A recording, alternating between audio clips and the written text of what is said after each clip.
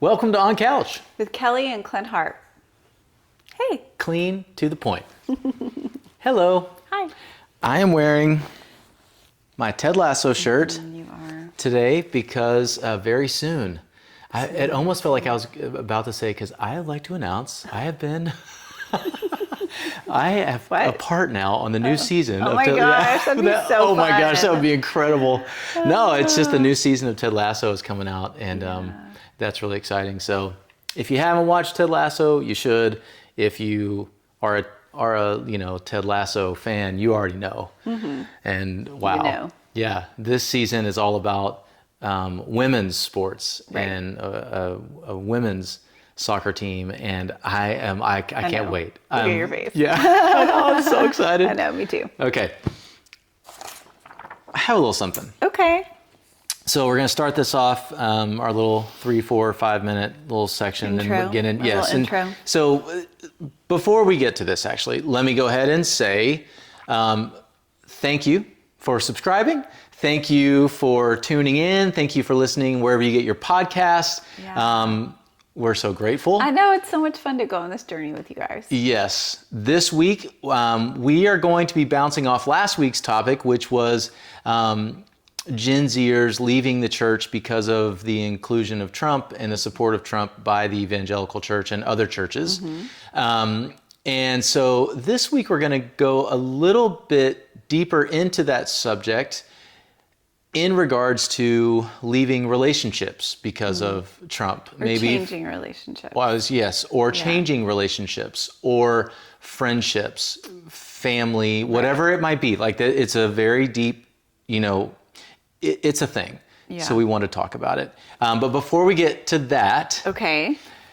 I have got some comments from people. Oh my And they're gosh. really, really sweet.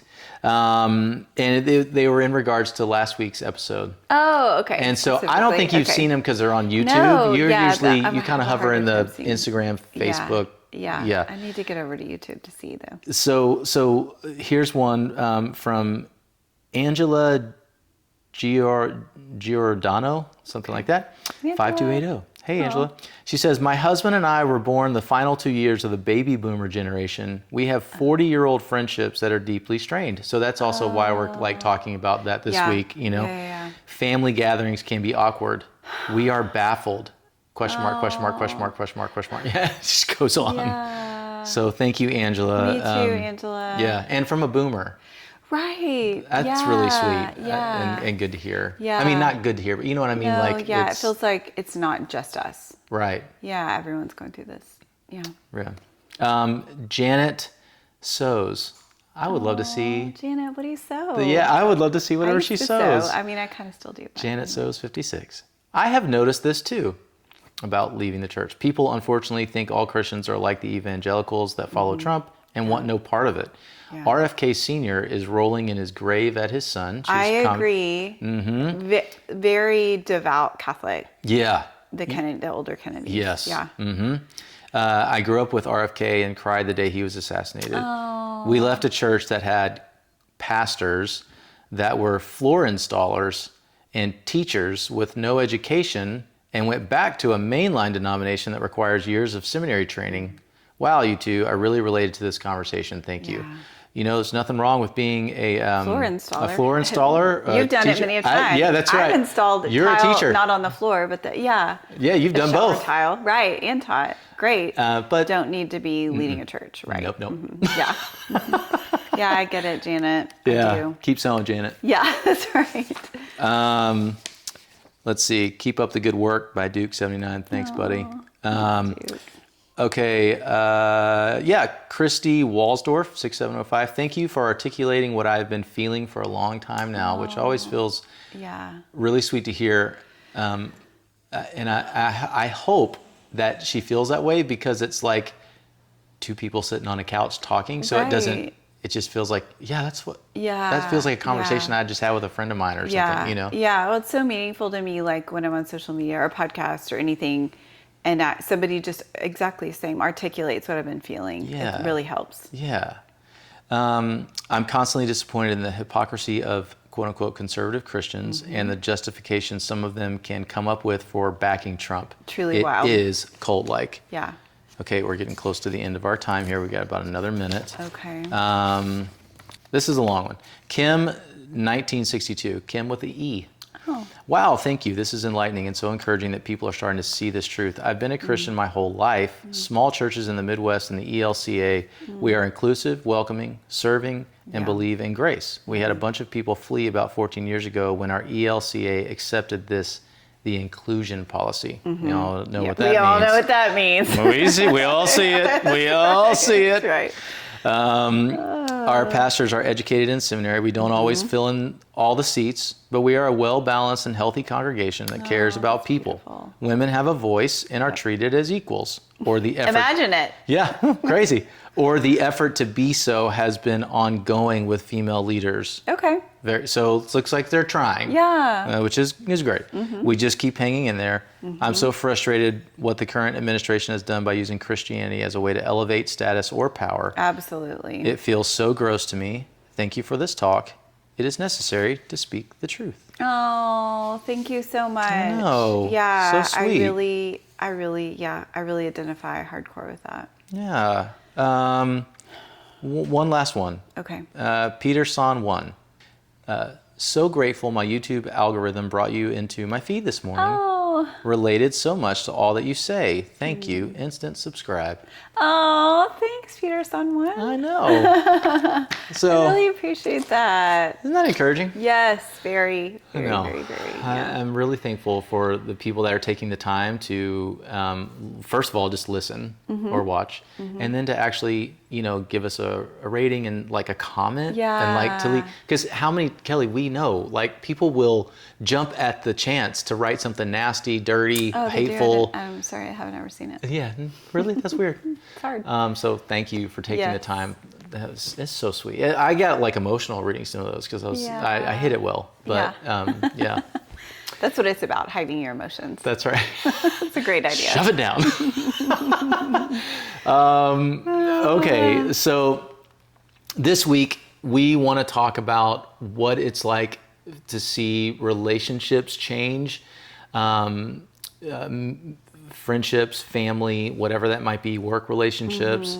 In some extreme cases, you may even have to leave relationships. At the very least, maybe you're having to put up some like serious boundaries. Yeah. And before we get into that, we do want to say that some people are in situations where maybe they are married and there is a great divide in their beliefs in terms of one is, a liberal, one is conservative, one would vote for Kamala all day long and the other one would vote for Trump. And that is not our situation.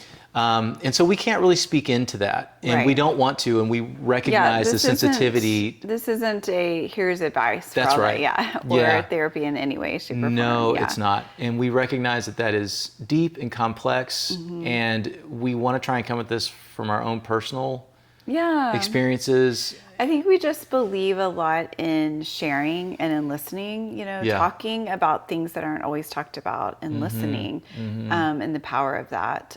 Just because I know for me in my own life, just hearing people reflect on their own journey has helped me think about, how that might or might not relate to my own journey. So it's a complicated issue. Very, and everyone's situation is different. I'm realizing I have to start my new timer now. Oh, okay. Yeah, want to do that. I want to stay on top of things. So I think it's complicated, it's layered, and we want to be sensitive about that, and we want to recognize that even some family dynamics, somewhat it's not just black and white. No, this is how you handle this. Unfortunately, No, right? I mean, we would all nice. buy the instruction manual for it, which is part of what's hard about it. It would cost too much in this country, though. That's healthcare. So if there was a pill for it.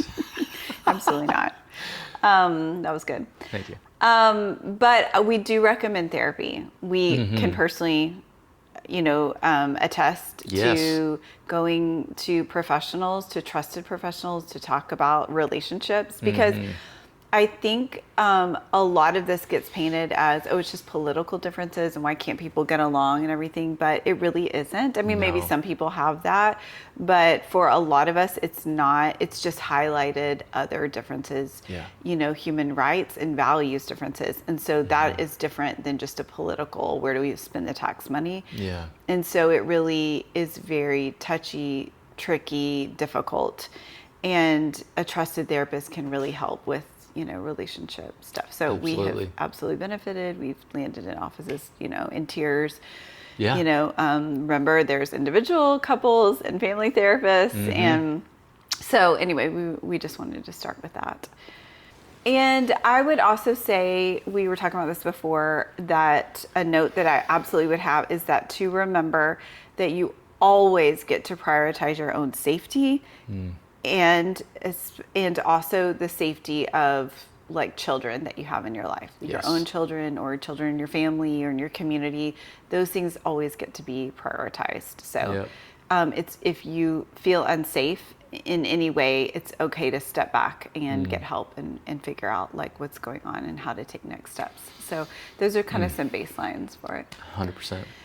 Another thing that I think is really important to talk about is boundaries. Yes. And I notice it makes a really big difference in like some of my relationships versus where some of like people that I know, some of our friends have a different relationship with some people that have, different beliefs in their lives. So when I talk about boundaries, most people know like what we're talking about just because it's like such a buzzword. I would say if you are looking for more information on there's a therapist, Nedra Tawwab Glover, who I think is wonderful, written lots of books. So there's that advice there on how to create boundaries. But, if you have people, I have noticed that folks that have like people that support the trauma administration in their life, if the two parties can create boundaries, like we have some friends who the grandparents, I actually don't think they support the administration anymore, but for a while they did. And the family didn't, but they were able to talk together and say, this is a difference we have. We've all said what we feel. No one's changed their mind. Okay. But we have these kids. So what do we do? And they created boundaries and said, the grandparents agreed to not talking to the kids about it. And that worked for them for a while. Yeah. And that's an option. That, in our experience, we've had some relationships where that hasn't worked. Right. Asking for boundaries has not worked, and it doesn't work for some people, especially if they have, a lot of emotional immaturity or maybe some mental health stuff going on that isn't diagnosed or they're not getting help with. Right. When someone can't hold a boundary, that can be a sign of that. Well, and you're getting into the trust issue, which I'm sure we will talk about that multiple times throughout this. I like how you talk about this though. And I think that like we heard that story with the friends that you're bringing up, and we were like, as we often are, we're like, wait, what? Huh? You have like family that like listened to you and said like, okay, we won't talk about it. We won't wear our red hat, or we won't do, like whatever they talked about. And you're like, oh my gosh, that's a thing? Like, wow, that's super cool. That was not a situation we were in with particular family members. Right. But what that means is that our friends were able to trust their whoever it was, their parents, their grandparents, their aunts, uncles, whatever. They were able to trust them, and they already had a level of trust with them where it was like, hey, I feel like I can come and talk to you about this, and then I feel like you'll listen, and if you don't, then we'll deal with it. But here's where my boundary is, and they listened. Yes. And so, first of all, huge props to them. Absolutely. I don't agree with the way they vote, and I don't agree with the way they see the world, but hey. Prioritizing children is a value we all hold. Yes, we would hold together, hope. which I'm just saying, that is a value that they could come down to, right? Yeah. And not every family is like that. And I think that's part of what is difficult about this issue is that some people are in that camp, and that's very difficult. But a lot of other people are in a camp where really the support of the administration a lot of us have realized that is a symptom of what has been going on with these people for a long time. Yes.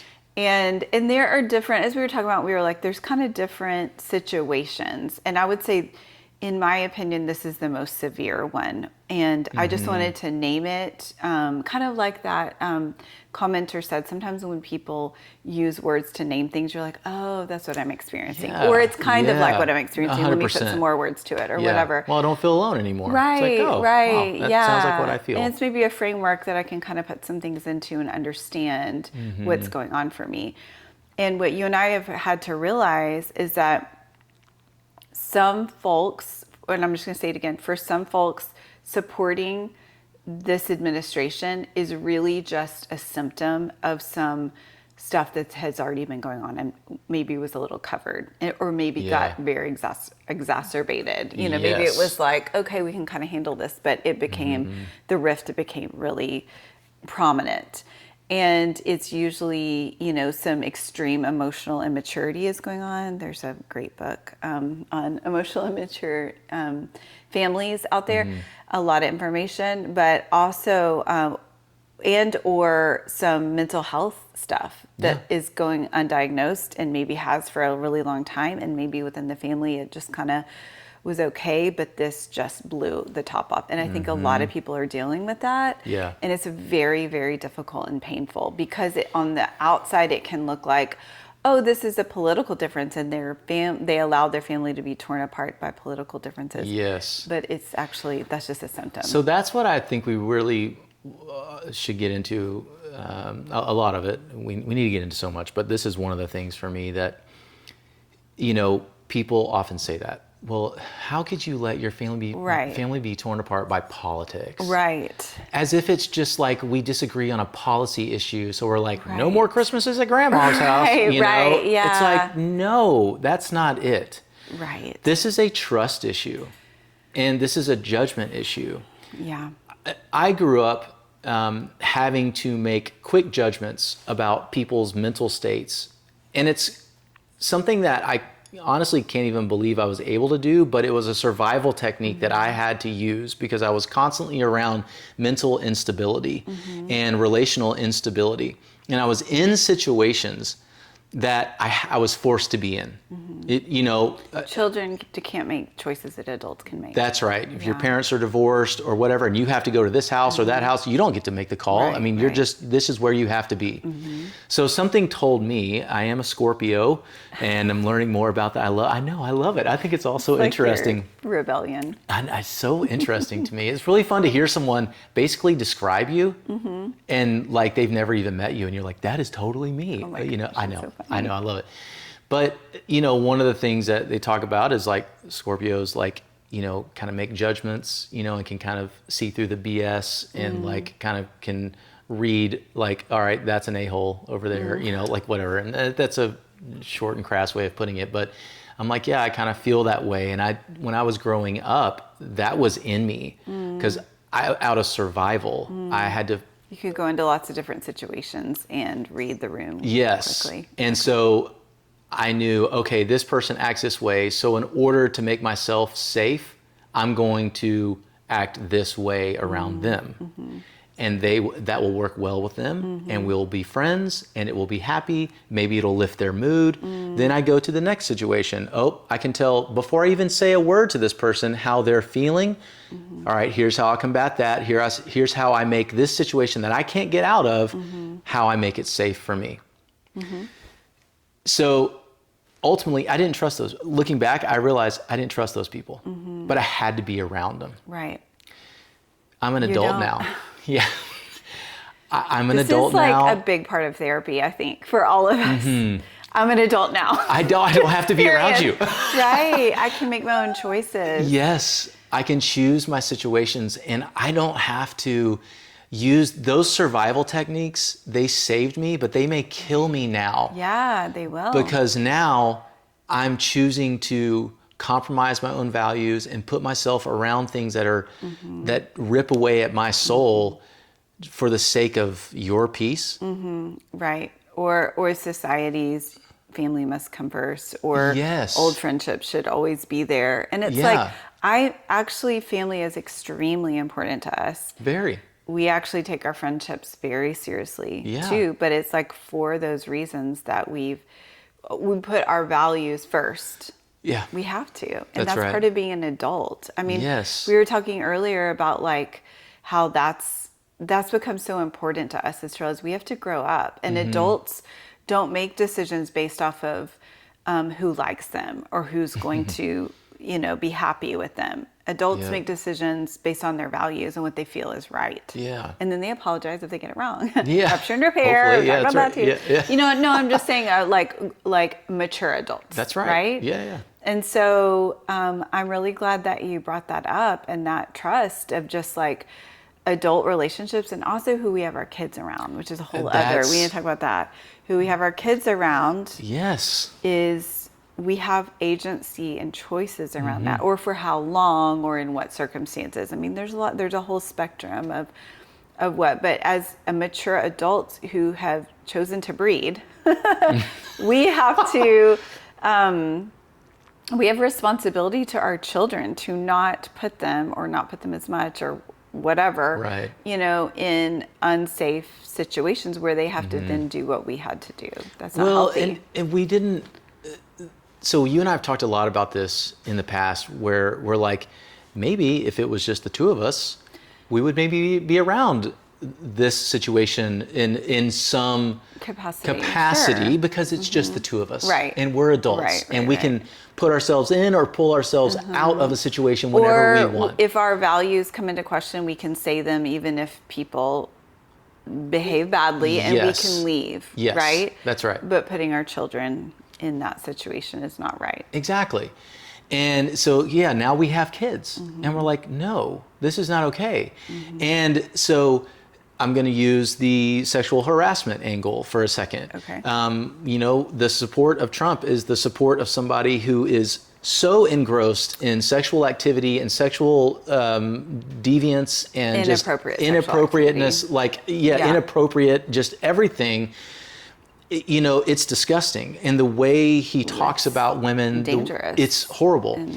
In one of the last episodes of season 3 of Ted Lasso, bring it back around to old Lasso, Rebecca goes and has that meeting with all the men, and it's a big round table, and Rebecca's the owner of the soccer team, for those that don't watch. And It's okay, you can catch up. Yeah, she's amazing. And she walks into this room, and this old man goes, Rebecca, I'm so glad, I always loved having you at the meetings, or something like that. And he says, and I really, when you walked in today and I saw what you were wearing, I remembered why I'm so glad you're in these. And you're like, God damn it. It's just, right. It's like, so there was a time when that was allowed. And that was even allowed around your family and around your kids. Right. Where if grandpa made an inappropriate joke, oh, that's just grandpa being grandpa. Right. No, I don't want the chance of my daughters being around that. I don't want them to look like you're looking at them weirdly. If you're weird and my antennas are like, we're out. Right. They don't have to be around that. Right. No, they don't. And so when you tell me you not only are you voting for this person, but you respect them, you want to wear their hat. Even when you know how I feel, it's still important for you to talk to me about it and tell me, and then you talk to the kids about it, or you can't. It's hand up. You are out. Because at that point, there's so much there, but I would say also it's just showing the respect isn't there, the trust isn't there, and so.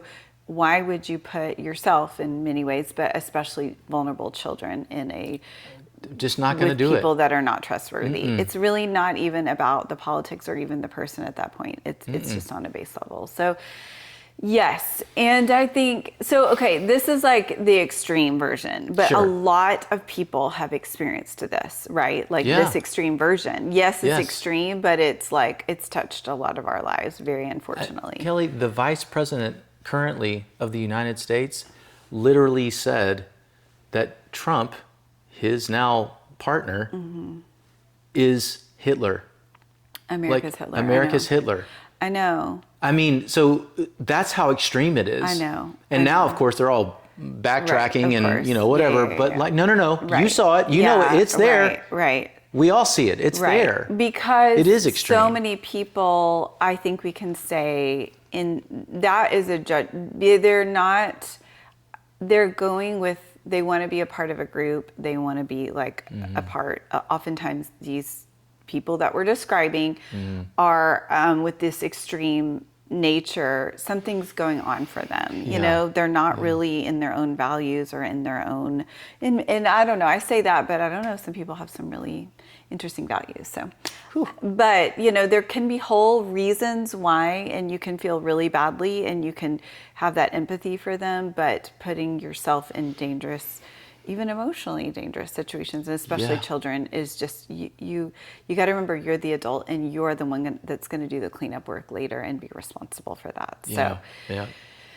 Okay, so there we go. That is not part of it. That's not every. And I did want to say that's what can be hard, is because not everyone's in that camp. There's also, not as extreme, but it's still difficult.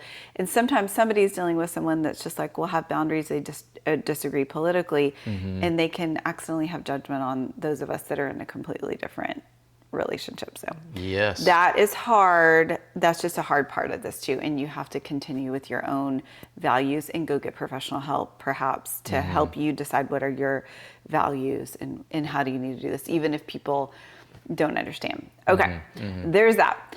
Then I was also thinking, about the relationships that we have and that other people, I think, also probably have.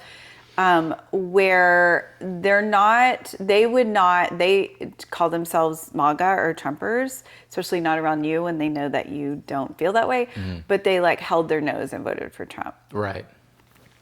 So that can be a whole other, I think, complicated and difficult relationship, because in our experience, those people often just don't want to talk about politics. They just don't. They don't want to take responsibility for the choices that they have made in our democracy when we all have a vote and this is the vote that they chose, or maybe, they don't want to take responsibility for that. Yes. And that, I get that. I have not wanted to take responsibility for things before. I have not taken responsibility for things, that I should have before. So I'm identifying with what you're talking about. Absolutely. And what the choices you're making.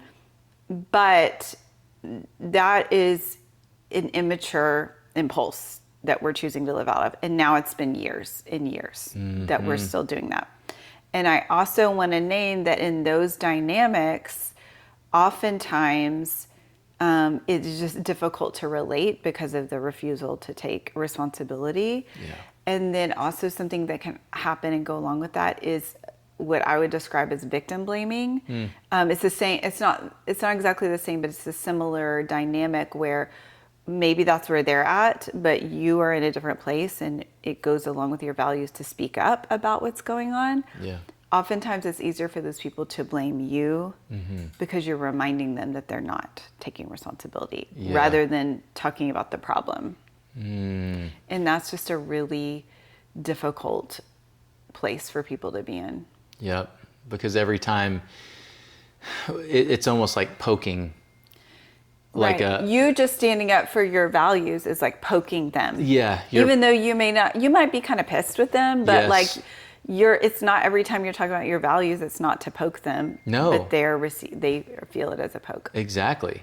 Yeah, it's like, so basically anytime you bring up something, you're poking a wound for them, a sore for them. That they're trying to ignore. They're trying to ignore. We know you are trying to stick your head in the sand. We know. We see it. Yeah, we see it. We're living the effects. Right. Of you not wanting to pay attention. Well, I don't want to pay attention to the news. I don't want to do this. I'm not into politics. Yeah, I'm not into politics. Right. Yes, you are. Yeah. You drive on the roads. Yeah. You have tax money. You pay tax money. This is a democracy, and you have responsibility as a voter. That's right. Yeah, you can't just say, I don't want to. You rely on a police department, a fire department. These are all taxpayer-funded things. Yes, you are involved in politics. You are, and you can't uninvolve yourself. Yeah. Sorry. Yeah. And so I think that, you bring up a great point, that it is one of the things that we have to deal with like our just existence as like being outspoken, liberals, Democrats, whatever you want to call it, that does sometimes just make it hard for, and not just us, anybody in our situation,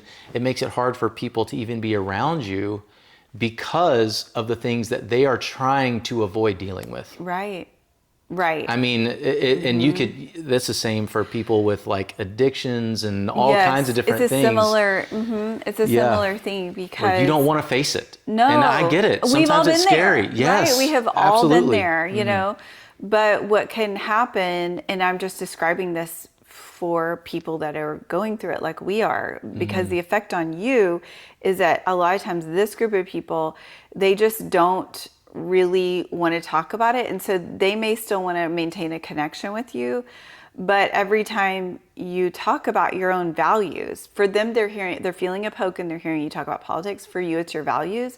They just are upset with you over and over and over again, you know, or they think you're making about politics or you're the problem, and that's just not a fun relationship to be in. And so oftentimes you're probably going to kind of back up, you know, and maybe that's not a big explosive thing like the really emotionally immature, you know, cult-like, you know, MAGA, but it's still a loss, you know, and it's difficult. And maybe you just kind of try to make it work when you can, or maybe it just kind of falls off because, you know, you don't want to poke them. Like sometimes I really feel that in some of my relationships. I'm like, I don't want to poke you, but this is my values and you just can't understand that. Yeah. And that's difficult. And I think that also relates with, you know, we've had experiences with like people that I don't know how they would identify, but I would identify with them as in the middle.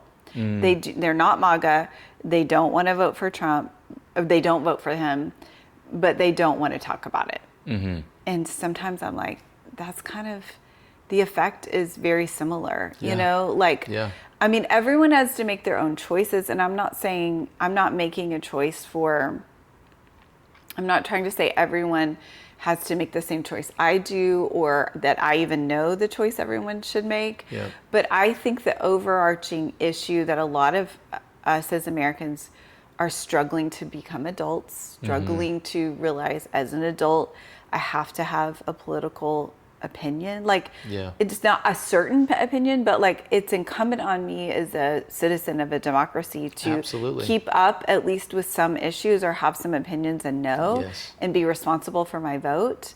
And it's like we're really struggling with that, and it's causing problems within even important relationships. Well, people haven't had to care for so long.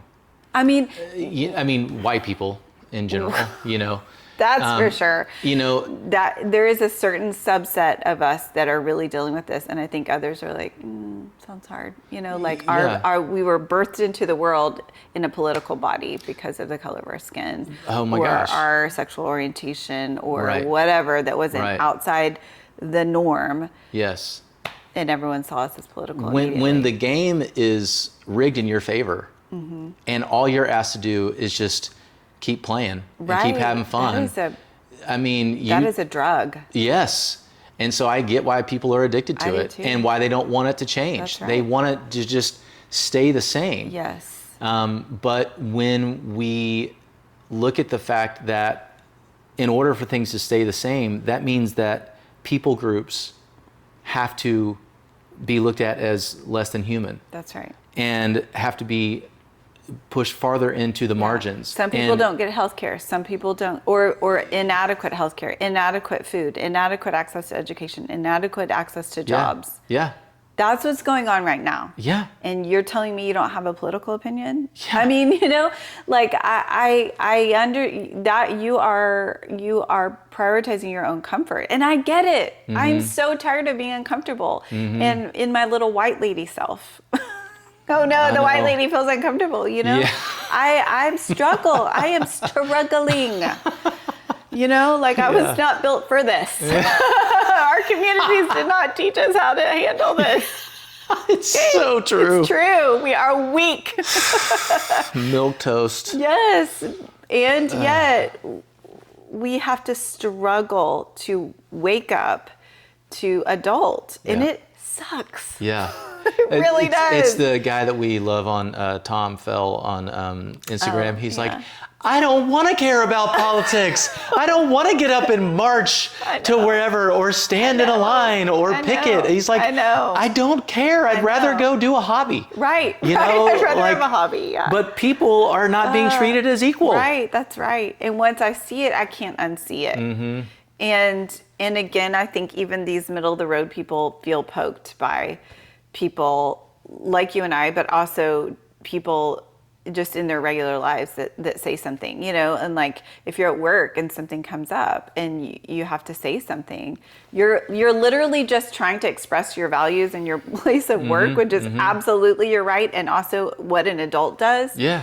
But what's happening is you're poking people that are just like, I'm gonna stay asleep, you know, like, and I get it. I've been the one who didn't want to be poked. I really get it. Right. But that doesn't mean it's not really painful and frankly really annoying. Well, and the funny thing is it's like, you know what, if y'all would just agree that everybody needs to be treated equal, we can go off that. Right. Then a lot of these problems would be solved. A lot of people, and that's the problem. The first category of people, they don't think everyone's equal, you know. Right. But the second two categories, they would say that, but then they're not going to be willing to do the adult work. And again, I don't mean to blame you guys. I've been there. I'm struggling myself.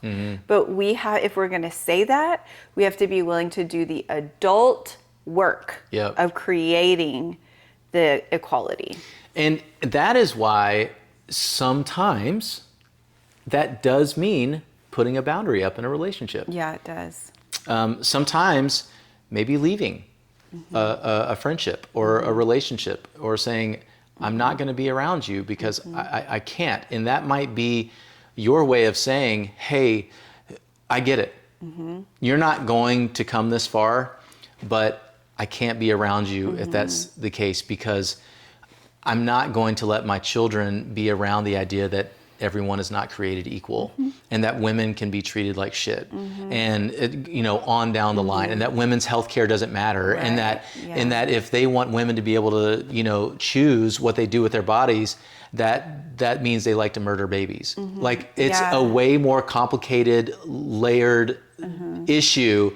And like, if you're not going to go there with me, if you're just going to do this and this and say, no, then I can't be around that. And I think that's interesting, because I was talking with someone the other day who's running for political office, and they were like, well, what do you do? Because we were talking about boundaries. And it's like, well, what do you do?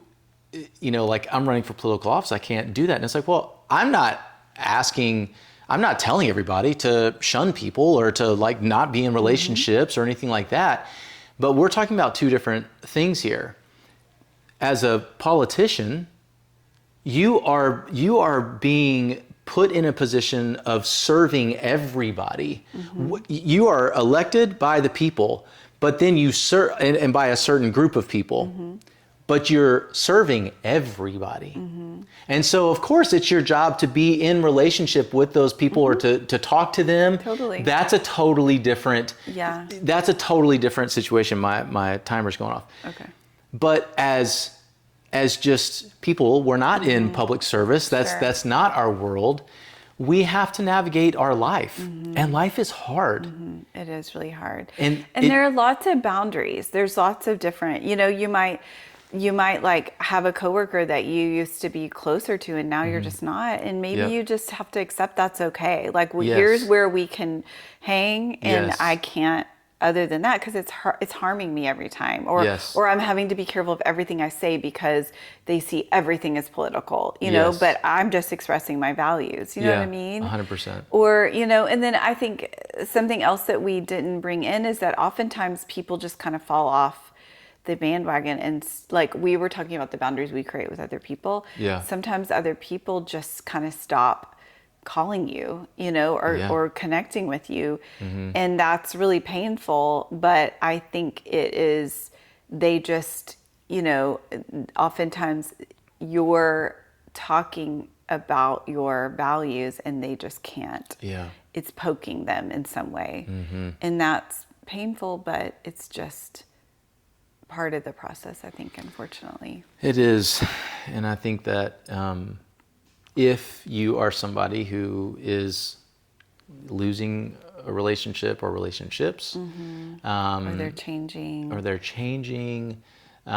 We just want you to know that we understand, and standing up for the right thing, equality, that people are, because we can talk about like our values, but like, who's to say this person's value? They don't think their values, they think they're the best, right. And we think our values, but like. That is true, but I think often what's going on is people are not, they're acting out of their values, but I think often they're not really thinking about what their values are. Because if you really ask them, that's a great point. What do you agree? Like I'm talking about the last two categories we talked about. If you ask them, do you agree with equality? They would say yes. Even the people who held their nose and voted for Trump by far would say, yes, I do. Yes. But then when you try to talk with them about what that really means and what's really going on, it's just like a shutdown. Yeah. Because I think probably what's going on from my own experience, I would say is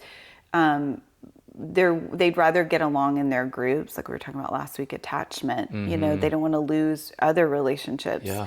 They'd rather get along in their group than stand up for what actually needs to happen in order to create equality. And I have made the choice of being in a group before what I thought was right. Yeah. I have done it. Yep. So I get where it comes from. But if we want to see real change in this country, which I believe those last two categories, the people in the middle, and also the people who held their nose and voted for Trump and are embarrassed of it now, I think all of us plus them, that's enough people to make a change. I just don't know if they're going to make that choice. Yeah, that's so well said. Thank you. It's just getting to the point now where you can't just say, "Oh, I don't like politics." I don't. Yeah, Okay. It's so deep, and we are seeing so much ugly stuff come to the surface and take over. Yes. Because of I don't really know.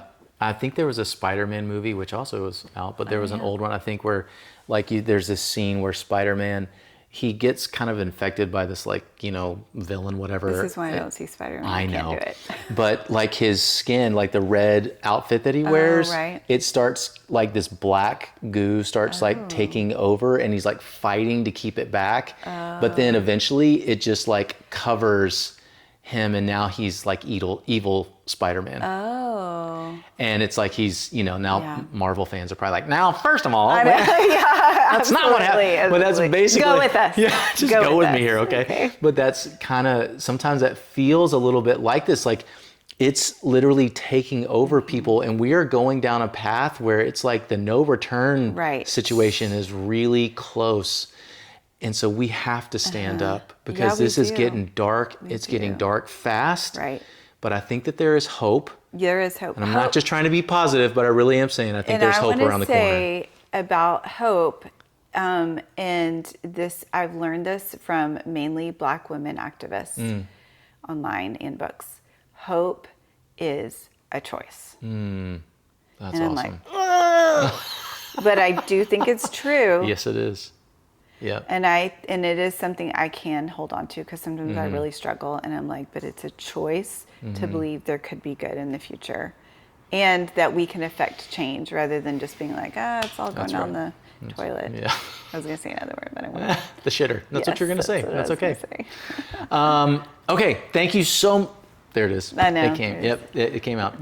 Listen. Thank you so much for joining us here on the couch, watching us on YouTube, listening wherever you get your podcast. Please rate, review, subscribe, share, all the things. Please, please, please. We're growing the subscribership here, and we're really excited.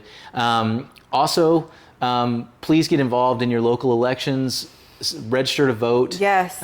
If you don't live in Texas and you have not heard the name James Tallarico or Gina Hinojosa, please look them up and please donate if you can, because the gubernatorial race in Texas is one of the most important races. Gina Hinojosa huge. running against Abbott. Yes. It matters for the whole country. Greg Abbott, I think, controls 10% of Congress because of the representatives and 2 senators and all that. It's just some number like that, where it's just It's bad, and it's really bad. We need to fight for Gina Hinojosa and James Tallarico.